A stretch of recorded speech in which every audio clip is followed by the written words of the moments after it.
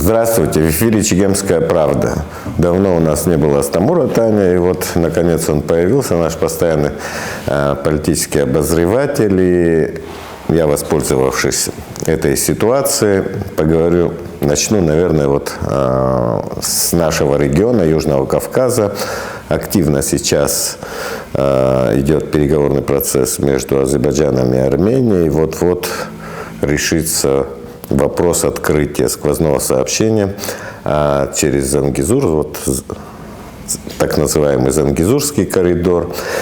И это вот вкупе одновременно с явным ухудшением отношений между Москвой и Баку.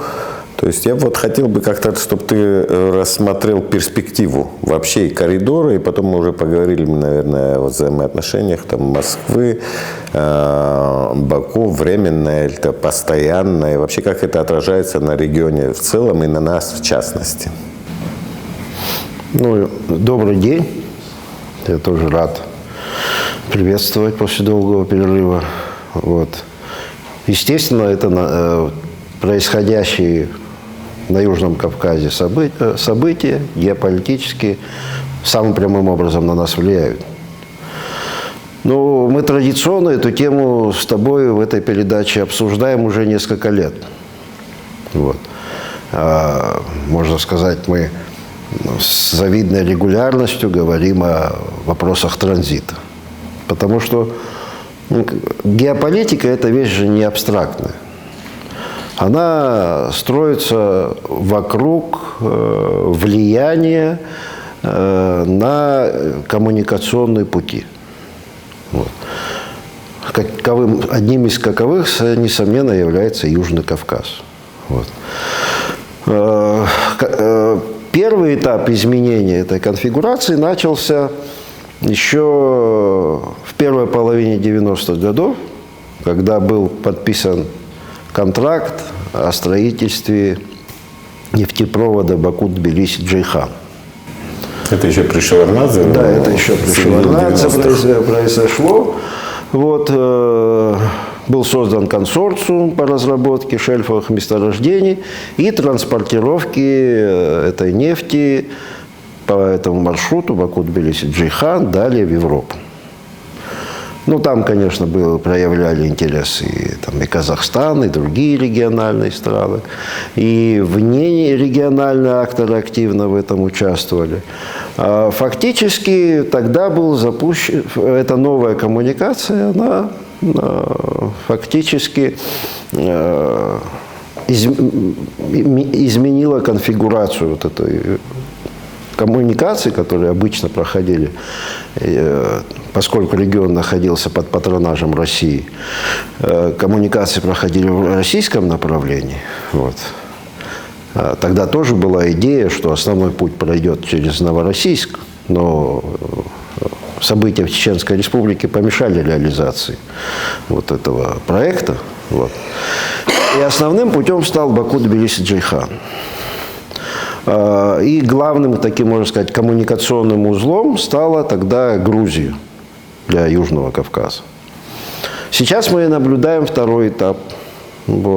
После Карабахской войны и вследствие того, что Армения находится в такой коммуникационной изоляции от своего традиционного союзника России, она вынуждена исходить из тех реалий, которые вокруг складываются. Сейчас принято говорить, что во всем Пашинян виноват или какие-то там внутренние какие-то прозападные силы. Всегда влияет объективно складывающаяся ситуация.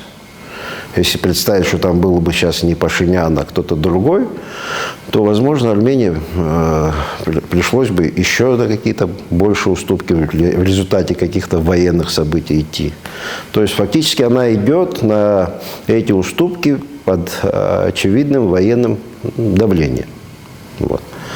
Естественно, происходит усиление роли Турции и на Южном Кавказе, или, как принято у нас говорить, Закавказье, и в Центральной Азии.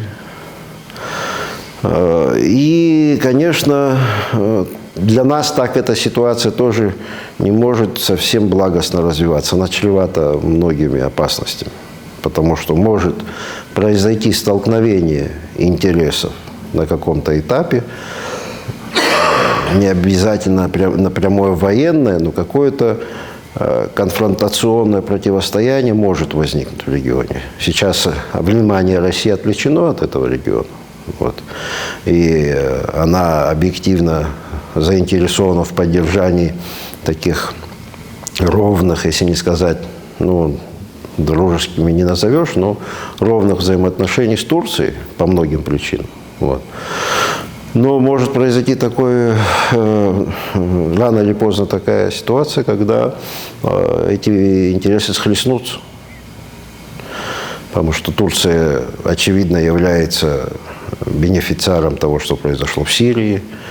На севере Африки ее позиции усиливаются. Вообще она превращается, помимо того, что самое сильное тюркское государство, но она фактически лидером такого нового пантюркистского движения становится на наших глазах. Вот. И ну, вот мы много раз говорили, компенсировать вот эти изменения могло бы открытие транзитного сообщения через Абхазию на Южный Кавказ. Это я вот еще закончу. Это не в плане конкуренции даже с тем, что происходит в восточной части Южного Кавказа, в Зангезуре. Вот. А в плане гармонизации, что ли, интересов.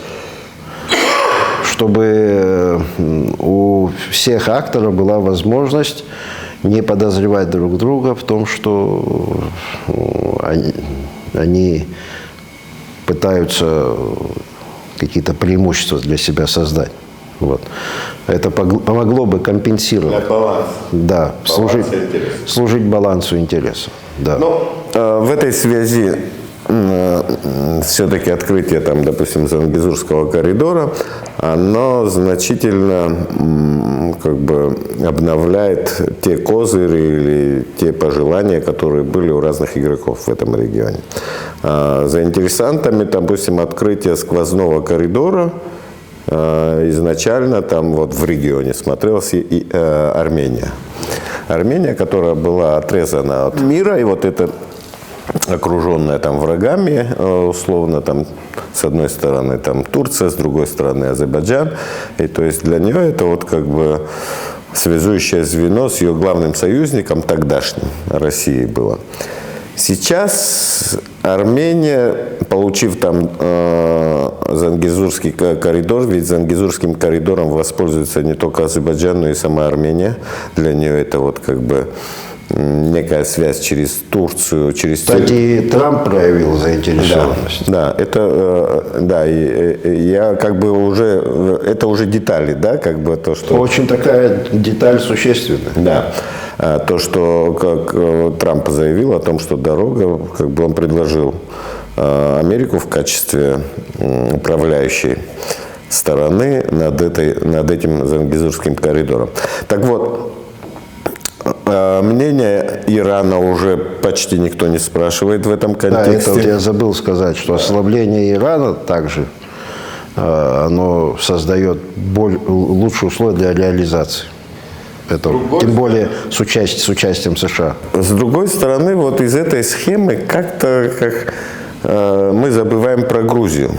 Грузия, вот при том статус-кво, который существовал там еще несколько лет назад, да, она была центральной фигурой вот всех этих проектов, да, в силу того, что, опять же, Армения с Азербайджаном воюют, в конфликте находятся, там все дороги так или иначе шли через Грузию. Все эти коридоры, все эти Баку-Джейханы, они проходили все эти нефтяные, газовые ветки, все эти великие шелковые пути и так далее, все проходило через территорию Грузии. Сейчас вдруг Грузия понимает, что то есть ее значение может снизиться, да. Значительно снижается, учитывая то, что вот Зангезурский коридор появляется, и Азербайджан спокойно может не только там автомобильную, железнодорожную там как бы линию провести, магистраль провести, но и все свои нефтепроводы, газопроводы, как бы минуя территории Грузии, там, будущие там, все эти магистрали запустить туда, по этому Зангезурскому коридору, и тем самым как бы Грузия как бы начнет терять свою роль и, естественно, в общем-то, и дивиденды со всех этих, со своего вот этого положения. Насколько теперь вот интересно, допустим, тогда вот эта дорога интересна была России, открытие сквозного железнодорожного движения было интересно России, Армении, Ирану. Сейчас кому интересно вот это сквозное железнодорожное сообщение? Ну, если говорить о ближайших, о ближайшей выгоде, конечно, у нас же здесь только не только экономический фактор работает, и политический тоже. Вот. Потому что, ну, допустим, если представить, что здесь будет тупик долгое время, а там все заработает, будет логистика развиваться, будут инвестиции в инфраструктуру. Потом это дело развернуть очень сложно. Вот пример приведу. Кажется, вот Петр I, говорит, прорубил окно в Европу. То есть поротами в это окно, или как это сказать, должен был стать Петербург. Ну, первое время Петру Первому приходилось собственный город Архангельск обкладывать пошлинами, чтобы привычную логистику изменить, захода европейских судов в русские порты, и перенаправить эту логистику в Петербург. То есть, если там... Из Белого моря. Да, если если там это будет развиваться односторонне, здесь будет тупик, это, конечно, будет приобретать такой долгосрочный характер. Для Грузии, конечно, ты прав, это кажется невыгодным, потому что ее значение действительно будет снижаться. Но она тоже проводит диверсифицированную политику. Вот сейчас мы видим, что она активно... Прям шумихи вокруг этого нету, но традиционно в Грузии очень сильное влияние Турции, особенно вот в этих регионах, прилегающих непосредственно к Турции. Вот. Сейчас идет строительство, реализация началась крупного проекта в Анакли с участием китайско-сингапурской компании.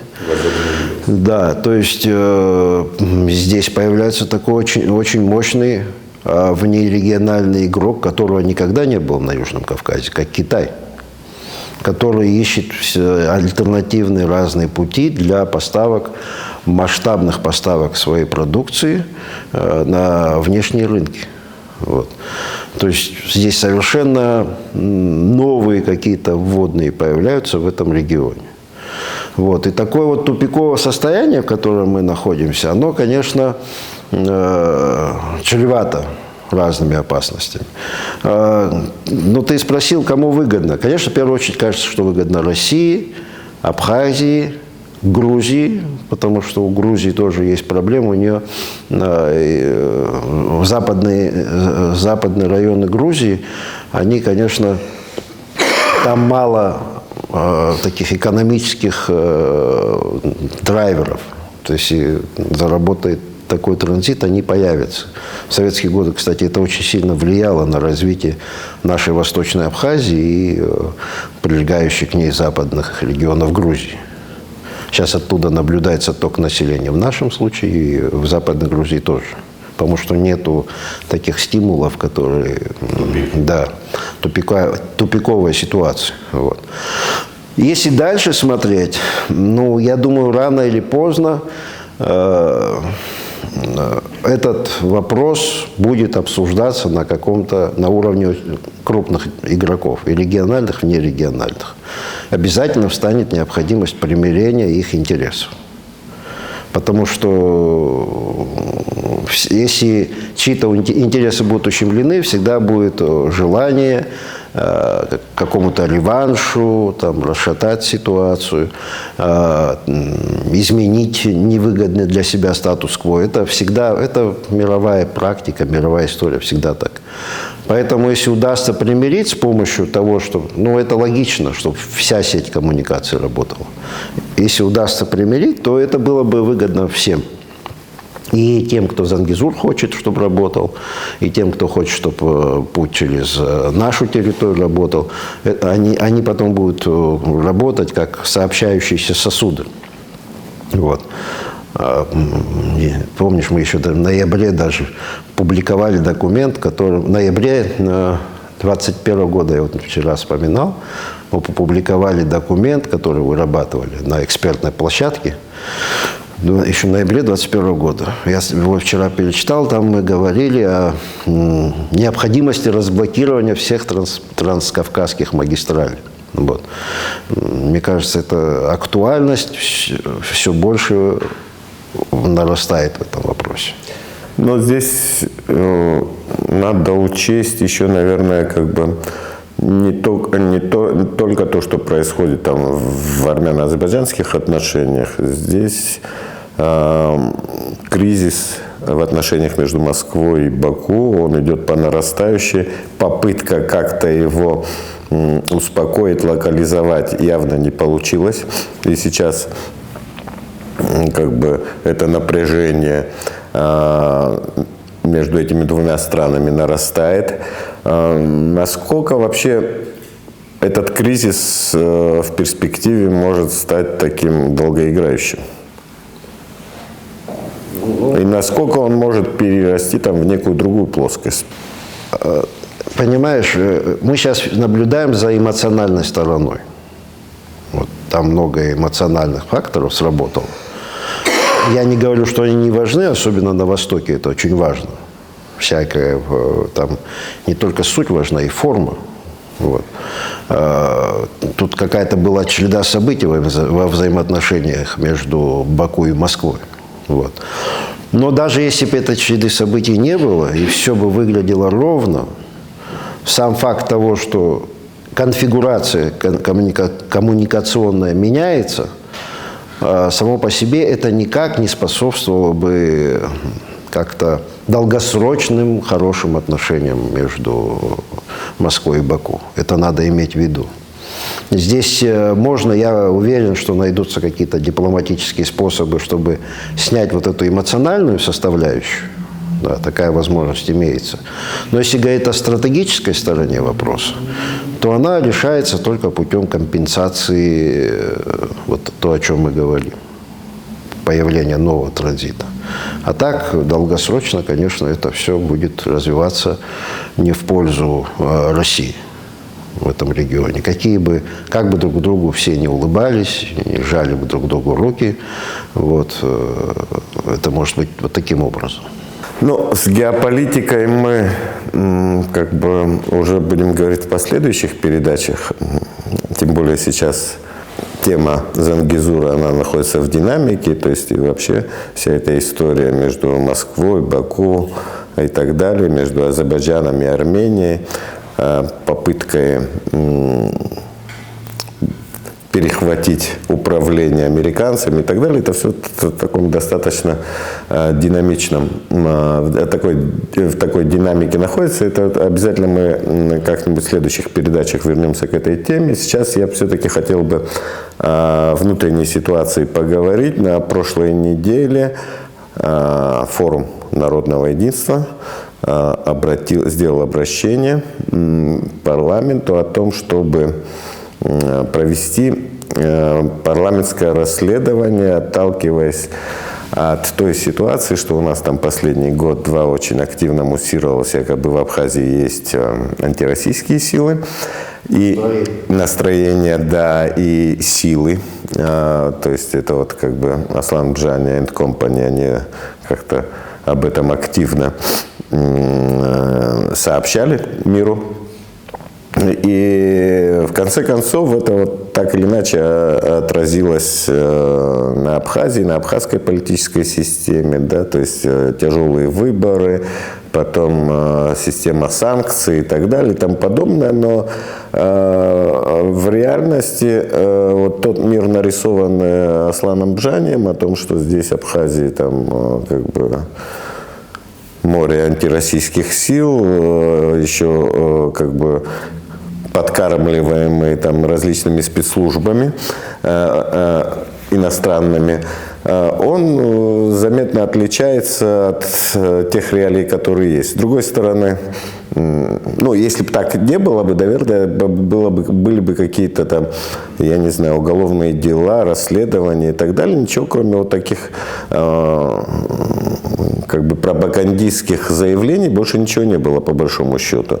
Но, тем не менее, вот этот осадочек остался, и мне кажется, это очень верно, наверное, что все-таки вот Форум Народного единства, одна из самых крупных оппозиционных организаций, делает такое обращение. Как тебе вообще это обращение? Ну, там не только форум, другие тоже делали заявления. Вот. Ну, вообще, честно говоря, вот это вот антироссийские настроения, вообще настроения, так что за категория? Мне кажется, в этом смысле мы, вот, жалко, что у нас сейчас литераторов нету хороших. Вот. Оруэлл в свое время писал о мысли преступлениях. Мы пошли дальше о преступлениях с помощью настроения. Ну, видимо, у кого что есть, тот тем и совершает преступление. В нашем обществе легче с помощью настроения совершать преступления, чем даже мысли. Вот. Но само вот это словосочетание настроения, это все говорит все-таки о пропагандистском дискурсе.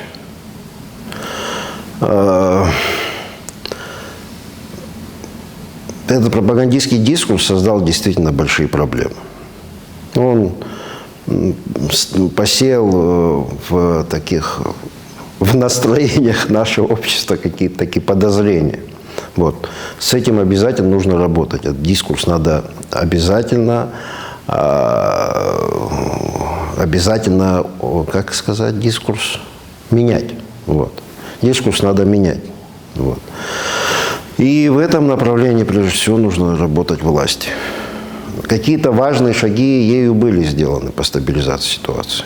Во-первых, гораздо меньше токсичных представителей, которые прямым образом влияли на ситуацию в Абхазии. Вот. Потом пропаганда власти тоже изменилась. Не поддерживается этот вот такой дискурс, потому что, видимо, осознали, что это создает и на долгосрочную перспективу может повлиять. Анонимные помойки, которые активно поддерживают власть, они как бы в своей риторике, они остаются... Я не знаю, насколько они поддерживают власть. Скорее всего, там другие интересы видны. Честно говоря, мне кажется, что там нету такой прямой связи с действующей властью. Вот. Но во всяком случае, это было бы для нее глупо. Никаких дивидендов это для нее не приносит. Вот. Но, мне кажется, надо двигаться в этом смысле дальше. Здесь объективно и оппозиционные силы, и властные силы, они заинтересованы в том, чтобы ситуацию в Абхазии стабилизировать. Потому что вокруг происходят очень серьезные события. И нужно иметь достаточно консолидированное общество, чтобы суметь управлять этой ситуацией и при этом поддерживать баланс наших интересов и нашей безопасности. Вот. Мне кажется, здесь необходимо все-таки попытаться выработать какую-то повестку позитивную, вот, определить красные линии. Я не думаю, что в зависимости от того, кто во власти находится, а кто нет, что этим людям меньше абхазское государство нужно, чем кто-то из них меньше заинтересован. Красные линии для кого? Для всех, для всего нашего общества. Вот. Для всего нашего политикума. Во главу угла, мне кажется, должно быть положено суверенитет Абхазии обязательно. Ее гармоничные союзнические отношения с Россией. Вот. Решение ключевых для нас вопросов, таких как экономика, демография, язык. На самом деле мы, вне зависимости, будут происходить какие-то мощные геополитические потрясения вокруг нас, или военные события какие-то будут. Предположим, что у нас все ровно развивается. Но если даже вот представить, что у нас все хорошо, это не снимает с повестки вопрос того, что мы являемся вымирающей нацией. Но с нами серьезные очень изменения произошли. К сожалению, мало применяем науку для решения этих проблем. Допустим, быстрая урбанизация произошла в результате войны,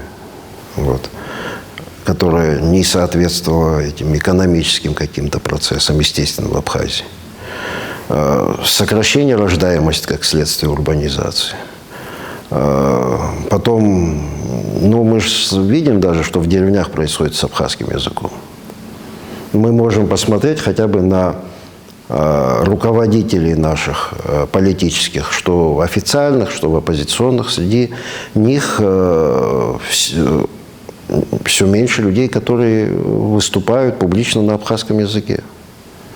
У нас есть закон, кстати, об абхазском языке. Он остался в такой ритуальной у нас сфере.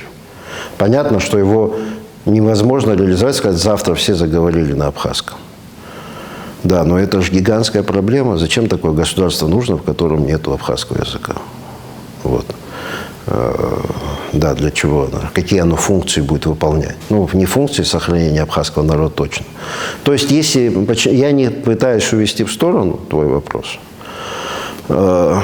я считаю, что просто какие-то выдергивать конфронтационные факторы нам ничего не даст.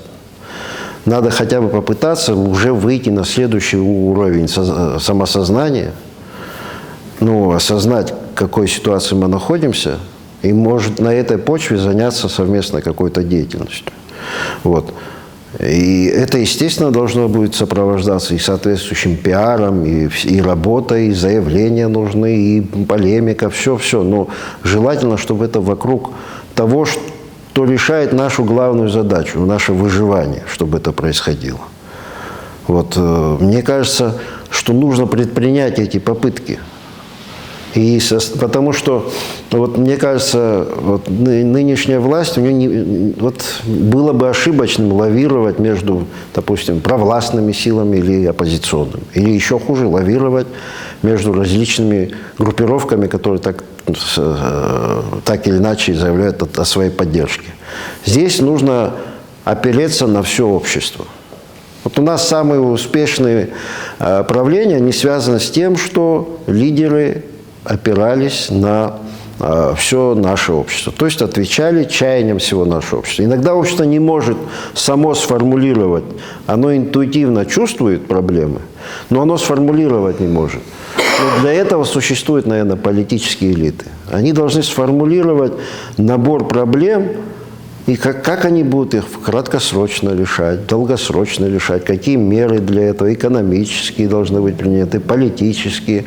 Вокруг этого, мне кажется, можно было бы выйти к чему-то позитивному для Абхазии. Потому что, и меня включили в очередной раз в Конституционную комиссию. Честно говоря, я первый раз, когда недисциплинированно не хожу туда. Во-первых, потому что я считаю, что этот вопрос сейчас не имеет такой острой актуальности, к сожалению. Потому что мы период относительной стабильности просто пропустили, ничего не сделали в этом направлении. А сейчас кардинальное изменение власти или там введение. Но здесь общественные проблемы. От того, что ты политическую систему поменяешь, это автоматически общество не поменяет. Сейчас период, когда нужно принимать быстрые решения, не пролонгированные во времени. Вот мне кажется, что вот этим надо как раз заняться всем политическим игрокам. То есть вот парламент, вот это обращение к парламенту, оно вообще уместно? Я думаю, это нужно, потому что неповадно должно быть, во всяком случае, как минимум. Потому что это должна быть какая-то ответственность за то, что ты сделал, понимаешь? Поэтому это необходимо. Но мне кажется, что изолированно только этим заниматься, этого недостаточно. Понятно, что изолированно. Не, вот у нас так получается, знаешь, закинули какое-то заявление, потом ждут реакции, потом приходит реакция, как правило, негативная. Обрадовались, получили негативную реакцию, и надо широким фронтом работать. Кто-то на себя должен за это взять. Или оппозиционные силы, или власть. Надо пойти широким фронтом. И это частная, важная проблема, она частная. Понимаешь? Надо вместе этим всем заниматься. Нет, понятно, что у нас проблем выше крыши, да, и в разных сферах, там, экономика, энергетика, социальная сфера и так далее. Но, и это тоже очень важно. Все-таки... Я сейчас понимаю, энергетика, все. Я же не говорю, что нет. Да. Я считаю, что повестка должна быть более широкой, чем только это. Сейчас лето у нас закончится. Вот. Осень, во-первых, как видим, и курортный сезон не очень у нас хорошо идет пока. Вот. Значит, люди меньше заработают. Значит, будет какая-то социальная основа для недовольства. Куда это недовольство будет направлено? Вот мы это все должны прогнозировать. Что у нас будет с энергетическими проблемами в течение года? Какие договоренности достигнуты с Россией? И публичная политика очень важна. Допустим, власть, она должна обозначить, сказать обществу, у нас ждут вот такие-то проблемы этой зимой. Мы собираемся сделать то-то, просим вас сделать это-то. Такие-то решения мы будем принимать. Не знаю, с оппозиционерами встретиться обязательно. Потому что никто же сам себе не враг. Вот, исходя из... к чему неоднократно мы это говорили при предыдущем правлении, и сейчас, то есть ситуация не улучшается. Ни для абхазского народа, ни вокруг, ни контекст у нас не улучшается. Все более тяжелая ситуация становится. Вот. Это надо просто, мы же видим, во всех отношениях. В общем, ты совсем в такое уныние нас загнал. Нет, зачем уныние? Что, нужно просто осознавать свое реальное положение и какие у нас шансы для выживания в окружающем не очень добром для нас мире. То есть ты все-таки предлагаешь более принимать активные действия там, в разных сферах, в разных направлениях. Да, я считаю, что вот с этим дискурсом, что здесь враги народа, там какие-то темные силы, с этим нужно покончить, потому что мешает это созидать. Мешает просто навешивание ярлыков, оно мешает нормальной дискуссии в стране. Вот, это раз. Два, нужно все-таки в созидательное русло как-то направить свои силы. Дать возможность людям этим заниматься. Вот в этом ответственность главной власти. Мне кажется, что они должны эти шаги предпринять. То, что было сделано до этого, оно хорошо, но недостаточно. Здесь просто молчком не обойти эти все вопросы. Вот что я хотел сказать. Хорошо, на этом я буду завершать нашу передачу. Астамур. И, извините еще раз, я периодически покашливал, это простуда, и летом меня хватает. Еще раз приношу свои извинения. Астамур, тебе спасибо. Спасибо. Да, до новых встреч. Смотрите нас. До свидания. До свидания.